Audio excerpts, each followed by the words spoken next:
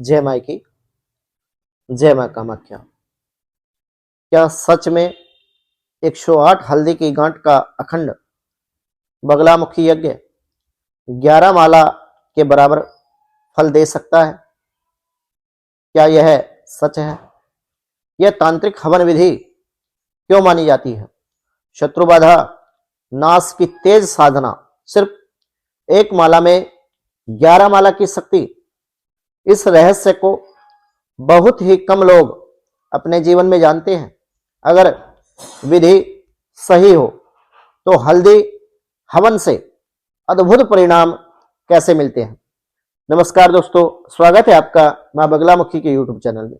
आज हम आपको बताएंगे मां बगलामुखी के शक्तिशाली 108 हल्दी गांठ हवन की संपूर्ण विधि, शास्त्रीय प्रक्रिया और इसके लाभ क्या हैं। आज हम चर्चा करेंगे एक अत्यंत प्रभावशाली और गूढ़ साधना हवन की।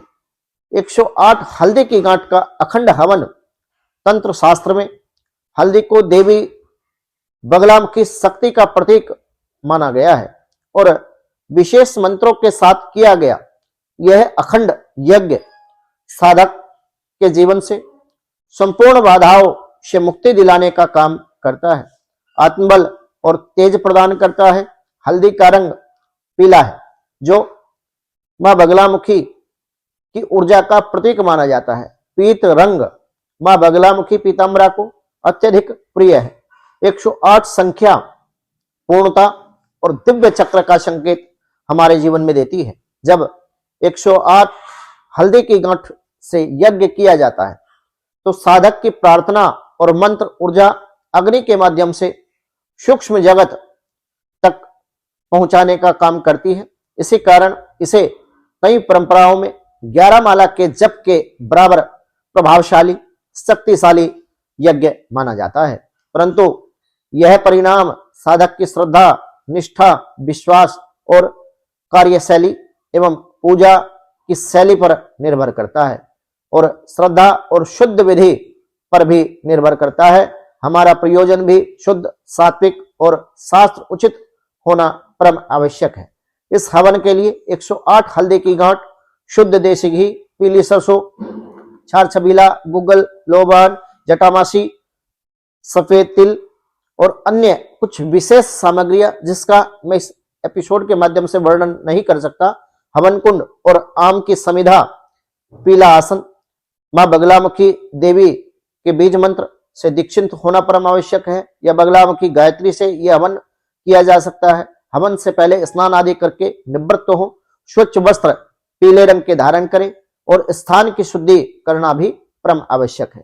मां बगलामुखी की प्रतिमा या कोई यंत्र काष्ठ की चौकी पर पीला वस्त्र बिछाकर स्थापित करें। देसी घी का दीपक जलाकर दीपक में एक चुटकी हल्दी डालकर माता से प्रार्थना करें कि यज्ञ की सफलता के लिए। विधि से सबसे पहले भगवान गणेश की वंदना, गुरु स्मरण और अपने इष्ट और पितरों का ध्यान करें। हवन कुंड में अग्नि प्रज्वलित करें।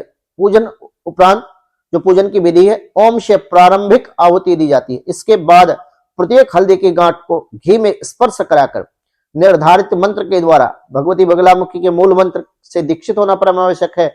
यह एकाक्षरी मंत्र के द्वारा आप मंत्र का उच्चारण करते हो एक एक आहुति अग्नि में आप समर्पित करें। 108 आहुतियां पूर्ण होने तक मन को एकाग्र रखा जाए। भगवती से प्रत्येक आहुति के उपरांत आप अपने कार्य सिद्धि हेतु, अपनी कामना के हेतु प्रार्थना करें। अखंड हवन का अर्थ है कि पूरी प्रक्रिया बिना रुके, निरंतर, बिना ध्यान को भटकाए, एकाग्रचित मन के द्वारा श्रद्धा नियम के साथ संपन्न की जाए। अंत में पूर्ण आहुति देकर देवी से शांति, रक्षा एवं सफलता के लिए आप मां बगलामुखी से कामना करें। परंपरागत मान्यता है कि यह साधना, यह यज्ञ यदि शास्त्र विधि के द्वारा किसी अच्छे साधक के द्वारा यदि किया जाए, ऑनलाइन ऑफलाइन माध्यम से दोनों तरीके से यह यज्ञ संपन्न किया जा सकता है। मानसिक भय बाधाओं को कम करने, आत्मविश्वास और वाणी बल बढ़ाने एवं नकारात्मक ऊर्जा से रक्षा का भाव देने में सहायक हो सकती है। ध्यान रहे, साधना का फल साधक की निष्ठा, विश्वास, दीक्षा एवं कर्मकर्ता पर भी निर्भर करता है, सकारात्मक उद्देश्य पर भी निर्भर करता है। और यदि आपको ऐसी प्राचीन एवं प्रभावशाली साधना एवं यज्ञ या भगवती बगलामुखी से संबंधित जानकारी आपको उपयोगी लगे तो चैनल को सब्सक्राइब करें, कमेंट में लिखें अगली बार आप किस साधना के बारे में जानना चाहते हैं। तो सभी बगलामुखी भक्तों को जय माई की, जय मां कामाख्या।